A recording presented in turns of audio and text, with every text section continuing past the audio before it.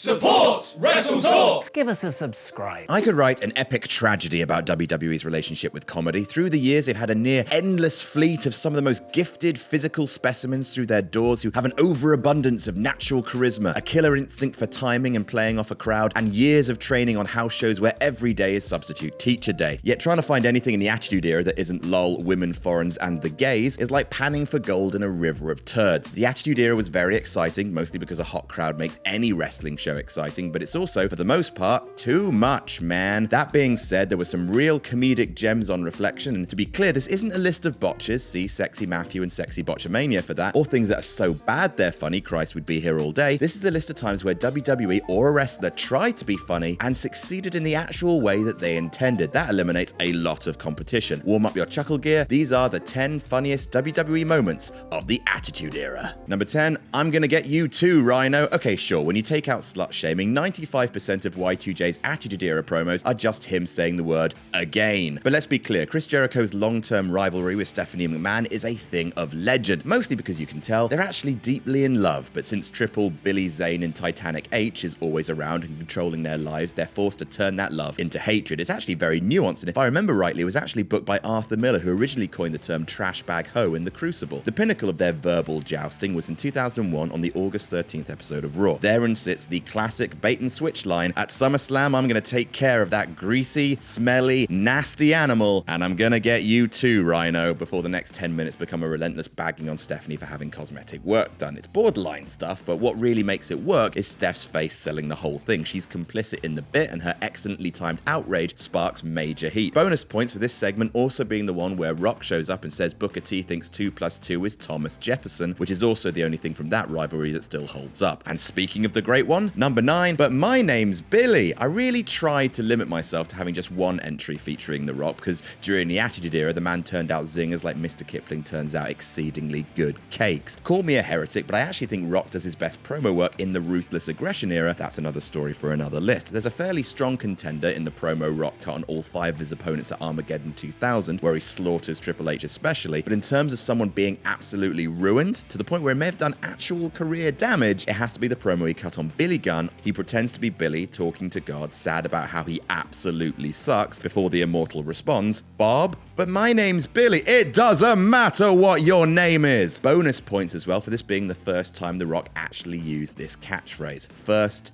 and best. Number 8, DX State of the Union. The Attitude Era was dumb, crass, and immature, and no one exemplified those qualities with as much by God pride as D-Generation X. DX may have gotten less and less funny as the men slipped further and further into dadhood, but their 90s run had some moments that made even the most high-minded of us go, okay, you got me. None of them were as good as a DX State of the Union address from 2nd of February 1998, where Shawn Michaels, Triple H, and Chyna responded to WWE's network superiors telling them to sanitize their output by politely indicating their genitals. They list off all the words they're not allowed to say, with WWE even showing the rare maturity of understanding that well-timed censorship is funnier than the swearing itself. Also, it becomes very clear that one of the reasons that DX deteriorated massively is the fact they lost Chyna, who played the vital role of straight man and did it better than anyone else at the time. Number 7, Shawn STASIAK runs into things. It's not a main event gimmick, but goddamn if Shawn STASIAK didn't live it. So when the Alliance invaded, Shawn STASIAK came with them, reappearing in WWE years after his previous gimmick of meat in Pretty Mean Sisters, which, spoilers, has not made this list. The gimmick this time, STASIAK would try and impress Stone Cold Steve Austin by attacking members of the WWF roster, which normally ended up with him interrupting a promo backstage, missing his target, knocking himself out, and this is what elevated every segment to absolute genius. The segment would then continue as if nothing had happened. The pinnacle of this happened at SummerSlam with The Rock and William Regal, himself one of WWE's low-key greatest comedians of all time. Rock asks Regal what he smells when STASIAK screams, shoots past them, smashes into the shutter behind them, and the two men move back into frame for the final "If You Smell What the Rock Is Cooking." It's an absolute burial, but damn it if he didn't sell it beautifully in proof that Planet STASIAK is governed by Looney Tunes physics. Number 6, Steve Austin is CEO of WWF. Steve Austin is rightfully known as one of the toughest SOBs in the wrestling business, but an oft-overlooked part of his character is that he's also one of the funniest. His anti-WCW promos during his stay in ECW are proof enough alone of that. Some of his best work actually took place during one of the weirdest angles he was ever part of, when he briefly took over as WWF CEO in June 1999. What followed were several amazing segments of Austin deadpanning his way around Titan Towers and making some changes around here. There are many highlights, including Austin having a briefcase full of beer,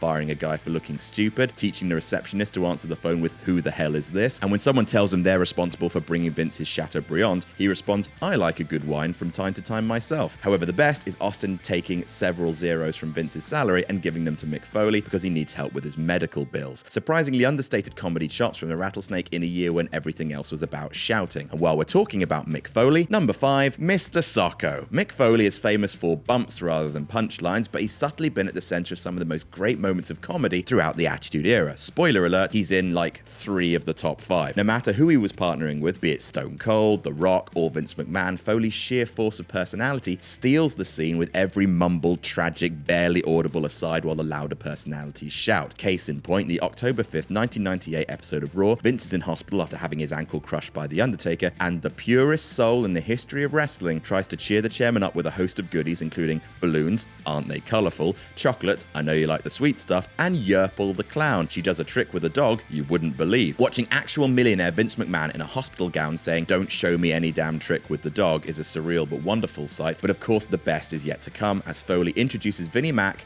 to Mr. SOCKO. It's perfect, the way it creeps into shot, the way Foley's voice cracks slightly when he says SOCKO, to the moment Vince breaks and growls, "Damn it, leave." Bonus points to later in the same episode where Austin attacks McMahon, featuring the best timed bedpan shot in the history of entertainment. Number 4, MILKOMANIA. During his active years, Kurt Angle was everything the WWE ever needed in a wrestler. He was a mat genius, had inhuman cardio, but most importantly, he was consistently one of the greatest personalities on the roster. Who else could seamlessly transition from colossal dork to wrestling machine with perfect consistency? Who else could win a gold medal for America and still generate huge heel heat every single week with his amazing 3 Eyes promos? There are many examples in the Attitude Era of Kurt shelving his ego and debasing himself for the greater comedic good, whether it be mocking The Undertaker on a tiny scooter, wearing the tiny cowboy hat, or dressing up like a mini-me version of Taker. But actually, his greatest crowning moment in the Attitude Era was a rare moment of Kurt being the dominant babyface, as he crashed Steve Austin Appreciation Night, the Raw after SummerSlam 2001, and soaked the entire alliance with milk. Tony the Milkman would have been proud. It succeeds both as a hilarious parody of Austin's beer bath, whilst also being uniquely cool in its strange, nerdy badassery, which is pretty much Kurt Angle's entire career right there. Bonus points to JR for the line, "The billion-dollar princess has become a dairy queen," and a special guest appearance of Shawn STASIAK running into a thing.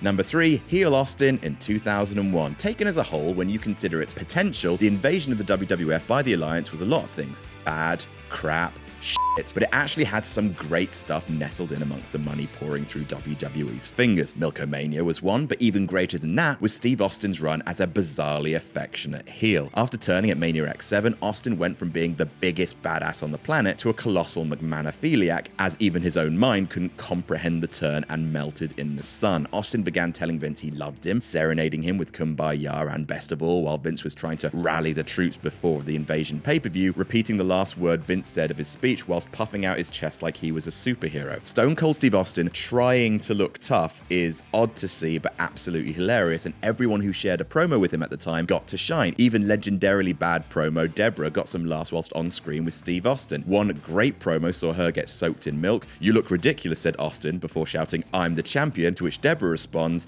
"I'm Deborah." Number 2, pretty much everything Team Eck did. Team Eck were Edge, Christian, and Kurt Angle, and they were the funniest thing going in 2000. If dunking on the hometown crowd's local sports franchise was an Olympic sport, all 3 of them would be gold medalists, and there are so many highlights of them as a team. Christian playing Triple H's theme on a kazoo whilst Edge screams, "It's my time," over and over. The 5-second pose of Kentucky's greatest cultural achievement, the Jug Band. The period of time where Edge and Christian pretended to be lost conquistadors by dressing in Film Academy gimp suits, dressing in Elvis fat suits, Edge turning to Christian in the locker room and saying, "You know the best thing about my boots? It says Edge on them," to which Christian responds, "That's pretty cool, I've never noticed that before." The giant cowboy hat. They also proved to be perfect goofball foils to Commissioner Foley, because as has been made clear, Mick Foley makes everything better with his cuddly presence, including a great pay-per-view long angle of Edge and Christian trying to get out of defending their tag titles by faking food poisoning. There was a worry about them having bad nuts, but fear not, their nuts rule all. Stupid, great,